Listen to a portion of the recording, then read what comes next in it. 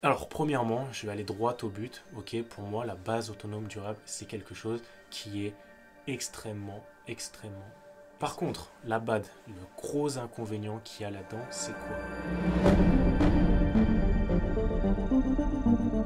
J'espère que vous allez bien. Dans cette vidéo, on va parler de la BAD, la base autonome durable, qui est un concept majeur en survivalisme. Et aujourd'hui, je vais vous donner mon avis là-dessus parce que je trouve que c'est un sujet extrêmement pertinent que j'ai pas encore traité sur la chaîne pour le coup.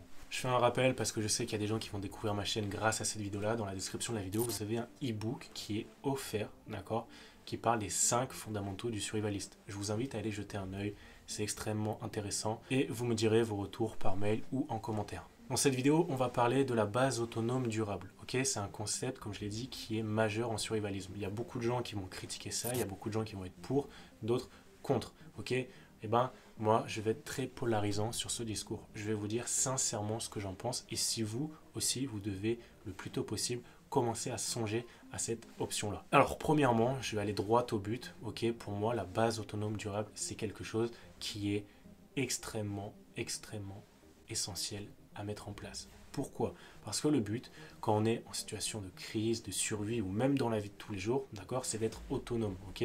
C'est de ne plus dépendre de qui que ce soit.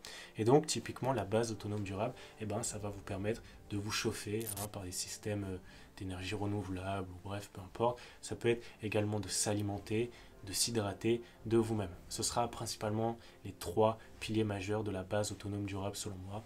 Évidemment, il y aura tout ce qui va être sécurité, etc. La BAD, c'est quelque chose qu'on construit avec le temps, d'accord? C'est quelque chose qui se fait sur la durée, sur le temps. On investit du matériel, des ressources là-dedans pour, à terme, que la BAD prenne soin de nous, d'accord? Et que ce soit l'inverse. C'est comme un feu, au début, un feu, il faut l'entretenir, ça prend du temps, etc.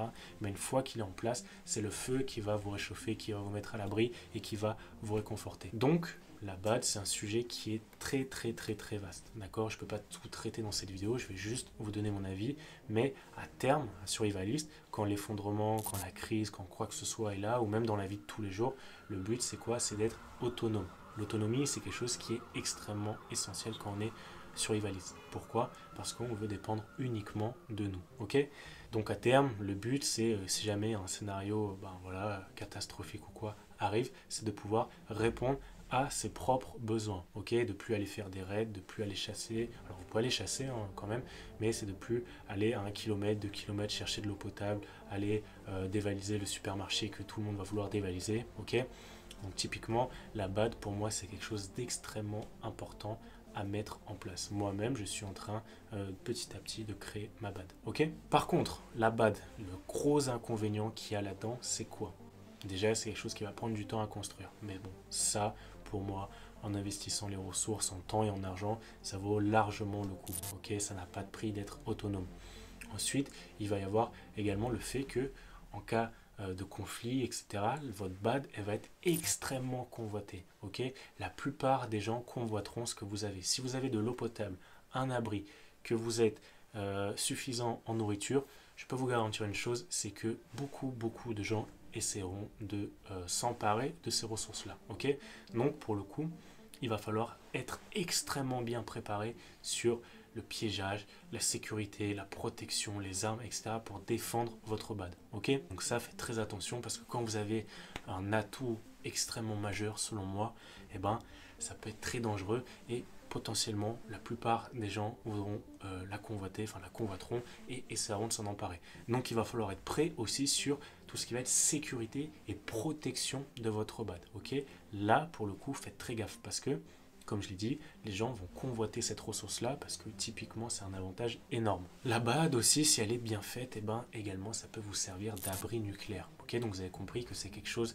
qui est très lourd, qui est très long à mettre en place, mais une fois que c'est fait, je peux vous garantir une chose, c'est que là, vous n'aurez plus besoin de personne. Ok, vous serez autosuffisant, vous serez, et moi c'est comme ça que je considère la vie, vous serez reculé, d'accord? Alors je ne dis pas qu'il faut être non plus complètement en autarcie, il y a du bon, ok, à prendre de la mondialisation comme YouTube, etc. Mais pour le coup, d'être en retrait, à la forêt, vous faites votre vie et derrière vous vivez une vie peinard, relax, ok. En situation de survie, de crise, etc., ce sera un petit peu plus compliqué, ce sera plus délicat, mais si vous voyez, la plupart des films ou des situations de survie, les gens sont de moins en moins nomades, d'accord? On est assez sédentaire, ok? Ça va dépendre des gens, il y a des gens qui vont aimer tout le temps bouger, et il y a des gens qui seront plus sédentaires. Vous aurez besoin d'un cadre de vie stable, ok? Même après l'effondrement, pour pouvoir vous reconstruire et pour être en forme, ok?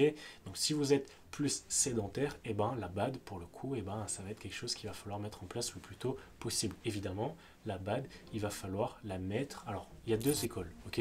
On peut soit la mettre en place avant l'effondrement, ce que la plupart des gens vont faire, ou après l'effondrement. Ce que je recommande un peu moins, parce que si vous faites de la permaculture ou quoi que ce soit, que vous voulez faire votre potager, et ben il va falloir acheter les graines, ok? Si vous voulez faire pousser certaines variétés de tomates ou quoi que ce soit, il va vous falloir acheter les graines, les engrais, etc. Donc, il y a des alternatives naturelles pour ça, mais pour le coup, il y aura quand même quelques matos, quelques outils à acheter pour construire votre BAD après l'effondrement. Là, à moins que vous voulez le faire après l'effondrement, faire des raids, etc. Mais pour le coup, c'est des risques un petit peu disproportionnés, ok? Dans toute mesure gardée. Donc, conclusion, pour moi, la BAD, eh ben, c'est pas une lubie, c'est pas quelque chose qui est, voilà, complètement con, complètement inutile. Loin de là, pour moi, c'est 96% pour la BAD, d'accord?